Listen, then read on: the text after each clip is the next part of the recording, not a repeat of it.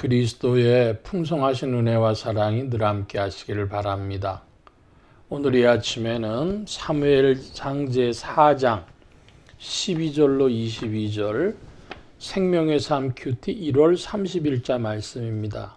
12절 이하의 말씀 봅니다. 당일에 어떤 베냐민 사람이 진영에서 달려나와 자기의 옷을 찢고 자기의 머리에 티끌을 덮어쓰고 실로에 이르니라.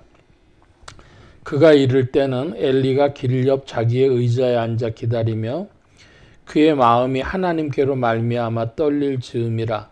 그 사람이 성읍에 들어오며 알림에 온 성읍이 부르짖는지라. 엘리가 그 부르짖는 소리를 듣고 이르되 이 떠드는 소리는 어찌 됨이냐. 그 사람이 빨리 가서 엘리에게 말하니 그때 엘리의 나이가 98세라. 그의 눈이 어두워서 보지 못하더라. 그 사람이 엘리에게 말하되 나는 진중에서 나온 자라. 내가 오늘 진중에서 도망하여 왔나이다.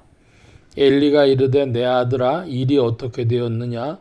소식을 전하는 자가 대답하여 이르되 이스라엘이 블레셋 사람들 앞에서 도망하였고 백성 중에는 큰 사륙이 있었고 당신의 두 아들 홈니와 비느하스도 죽임을 당하였고 하나님의 괴는 빼앗겼나이다.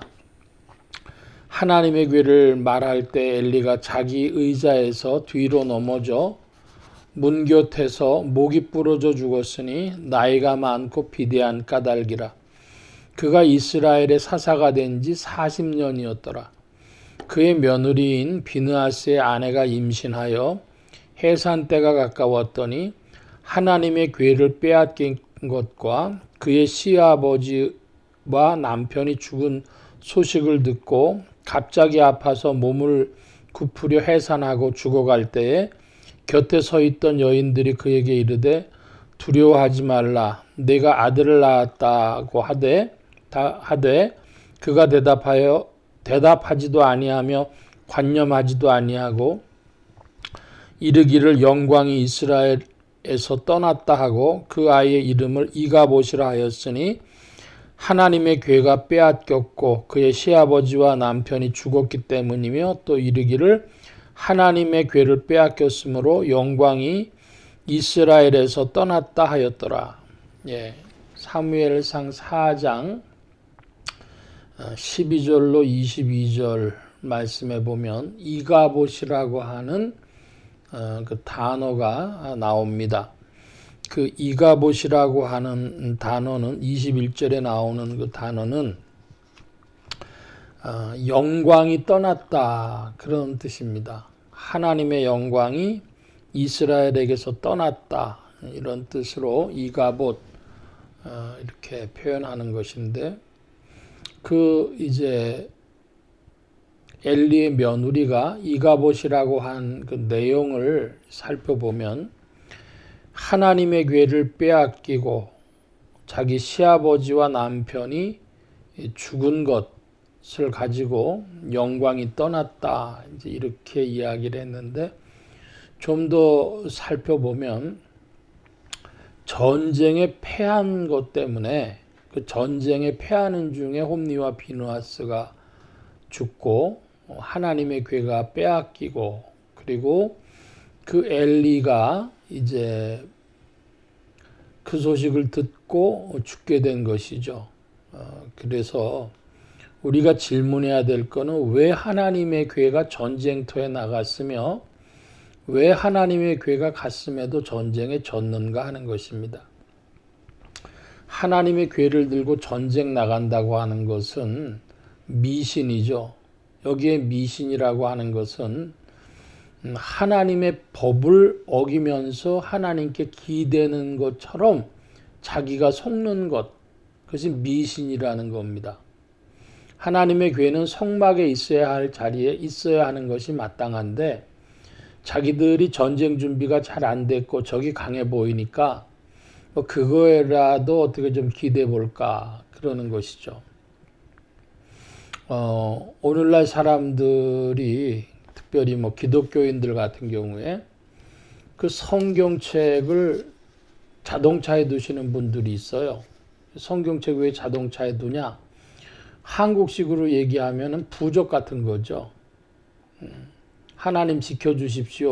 뭐 그런 뜻도 있습니다. 물론 신방을 자주 다녀가지고 뭐 혹은 교회 갈 때 쉬우라고 성경책을 차에 두는 분들도 있지만 그것보다는 간혹 그렇게 미신적으로 보는 사용되는 일들이 있는 겁니다. 요즘엔 핸드폰에도 성경책들이 다 들어가 있으니까 보려고 한다면은 꼭 그렇지 않아도 볼 방법이 여러 가지 있겠죠. 중요한 것은 그런 미신적 성향은 옛날이나 지금이나 똑같다는 것입니다. 다른 종교에는 뭐 더 말할 것도 없이 많고요. 우리 기독교 신앙 안에도 그런 미신적 요소가 들어왔는데 이제 이걸 언약 신앙하고 살펴보면 하나님은 하나님의 말씀, 하나님의 법궤를 중시했지만은 그러나 더 중요한 건 명실상부하다는 겁니다. 신앙적 삶이 없는데 신앙적 외형이 있는 게 능력을 발휘하지 못하는 것이죠. 신약식으로 표현해서 경건의 모양은 있으나 경건의 능력이 없는 것입니다. 자, 그래서 하나님의 궤를 빼앗겼고 전쟁엔 패했고 그리고 홈리와 비느하스는 죽고 또 엘리도 죽고 그래서 그걸 보고 이가봇 하나님의 영광이 떠났다 그랬습니다. 그들이 명실상부하지 못했기 때문에 언약이 그들 가운데서 사실은 징계의 말씀이 이루어진 것이죠. 축복의 말씀과 징계의 말씀이 다 있는데 깊이 들어가면 하나님의 말씀은 이루어진 것이고 미신적으로 법궤를 사용하고 신앙의 표현을 가지려고 하는 것은 능력이 없었다. 이것이요. 또 하나 18절의 말씀에 보면은 엘리가 이스라엘의 사사가 된 지 40년이라 그랬습니다. 이스라엘의 사사가 됐다 그랬어요. 자, 이것은 이스라엘의 사사들은 하나님이 여러 군데서 일으켰습니다. 그런데 문제는 제사장이 그 일을 한 것은 아니었습니다. 즉 엘리는 엘리 시대에는 특별한 사사가 세워지지 않아서 사사라고 하는 것은 재판장이거든요. 재판장이고 또 외부에서 쳐들어오면 군대 장관이 되는 것이 사사의 역할이었는데 엘리 시대에는 특별한 사사가 일어나지 않고 제사장이었던 엘리가 겸임을 한 것입니다. 그러니까 재판장 노릇도 제사장이 대신해 줬고 이제 외부에 적이 쳐들어오니까 전쟁을 해야 되는데 그것을 홈리와 비느하스가 나간 것이죠.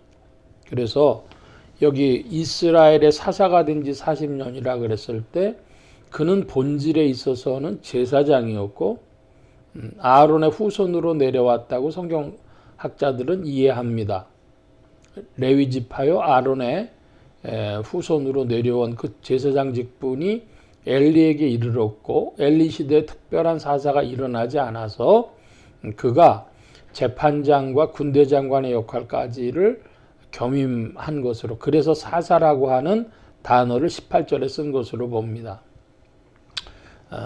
제사장이었고 사사였던 엘리가 그 직분을 잘 감당하지 못해서 하나님의 말씀대로 사무엘을 통해서 준 하나님의 말씀대로 성취되어진 것이죠.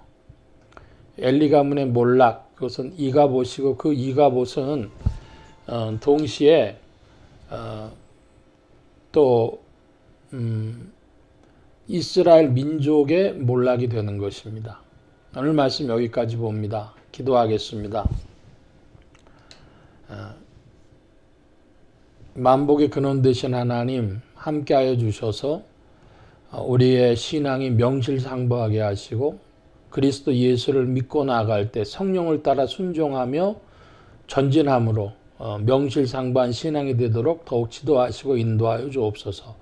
온 교회와 성도들과 죄종들이 함께하여 주시며 한 주간에도 세임 주시고 이날에도 세임 베풀어 주시기를 구하올 때 감사하며 예수 그리스도의 이름으로 기도하옵나이다. 아멘. 하늘에 계신 우리 아버지여, 이름이 거룩히 여김을 받으시오며 나라의 마옵시며 뜻이 하늘에서 이루어진 것 같이 땅에서도 이루어지이다. 오늘날 우리에게 일용할 양식을 주옵시고 우리가 우리에게 죄 지은 자를 사하여 준 것 같이 우리 죄를 사하여 주옵시고 우리를 시험에 들게 하지 마옵시고 다만 악에서 구하옵소서. 대개 나라와 권세와 영광의 아버지께 영원히 있사옵나이다. 아멘.